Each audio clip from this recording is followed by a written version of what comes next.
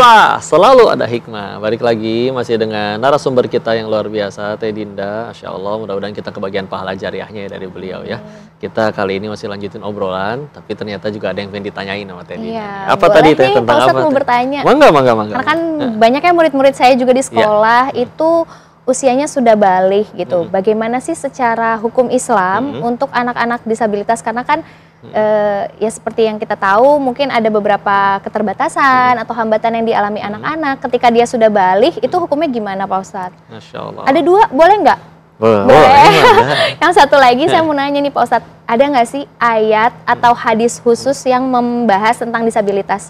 Dulu pernah dengar sih sedikit bahwa Rasulullah punya sahabat yang disabilitas gitu. Betul, ya. Nah mungkin ada ayat atau hadis khususnya mungkin Pak Ustadz? Iya, bismillah ya.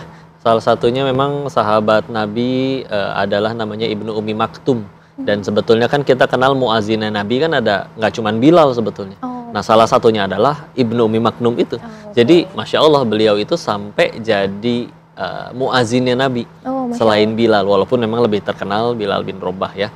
Dan selain itu juga pernah waktu itu Nabi datang ke Masjid Nabawi, terus ada tali, ditanya ini tali buat apa? Buat pegangan orang yang pengen sholat itu biar supaya dia kuat, atau juga memang ada juga yang memang kan tidak bisa melihat. Dan ketika mereka pun ada yang minta keringanan sebetulnya, bisa nggak saya sholatnya di rumah? Selagi kamu masih kedengaran azan nggak? Kalau masih kedengaran maka silahkan berjalan. Tapi kan kita tahu ya berbagai macam orang disabilitas itu macam-macam ujiannya. Tapi Masya Allah sebetulnya hadis itu untuk menegaskan bahwa sebetulnya itu sholat sewajib itu. Tapi kalau misalkan ternyata akhirnya dia tetap bisa ke masjid dengan apapun tantangannya dibandingkan dengan orang yang normal, maka tentu tolong jangan samakan pahala orang yang mohon maaf ngakunya normal dengan orang yang punya kebutuhan khusus. Sholatnya sama-sama 5 menit, jarak masjid ke rumahnya sama, tapi pahalanya pasti jauh berbeda. Itulah keadilan Allah. Dan juga tentang bagaimana mereka disayang oleh Allah dan Rasulnya, kan kita yakin ya bahwa aslinya mereka juga nggak minta kayak begitu. Betul.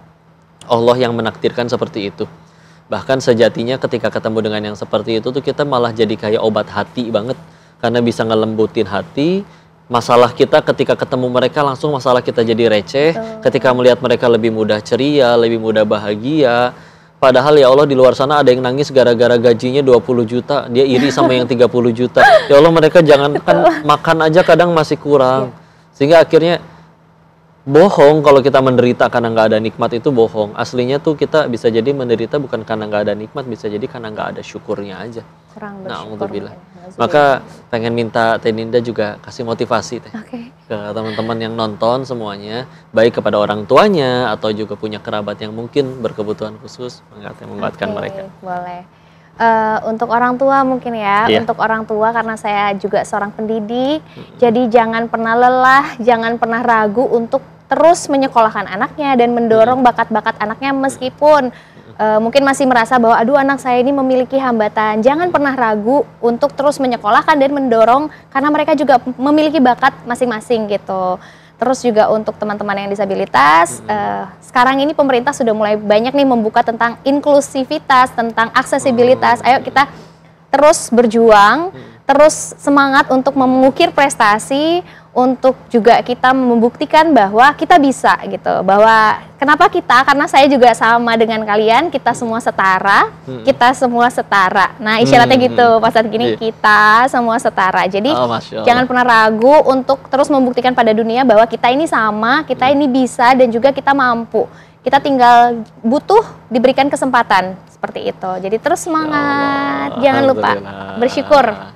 Makasih Dinda, alhamdulillah luar biasa pemirsa, dapat banyak pelajaran banget dari Teh Dinda hari ini. Ini juga ngedorong supaya ayo kadang orang tuh ya Allah sibuk mikirin dirinya sendiri sampai stres padahal nikmat banyak. Beliau dengan sekian banyak peluang yang bisa beliau ambil tapi malah tetap mengambil jalan untuk jadi mengajar mereka-mereka yang lebih membutuhkan. Dan ingat tadi sudah disampaikan kita semuanya setara.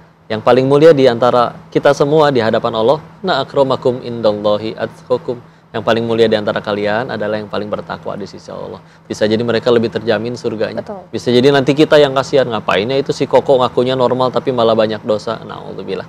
Wisilah ya. Semoga episode ini bisa mencerahkan kita dan membuat kita tambah dekat sama Allah dengan sekian banyak jalan kebaikan yang ada. Makasih Teh Dinda ya. Sama-sama, Barakallah, doain beliau ya. Sehat Jangan selalu. kemana-mana, tetap di acara bisa, selalu ada hikmah. Alhamdulillah.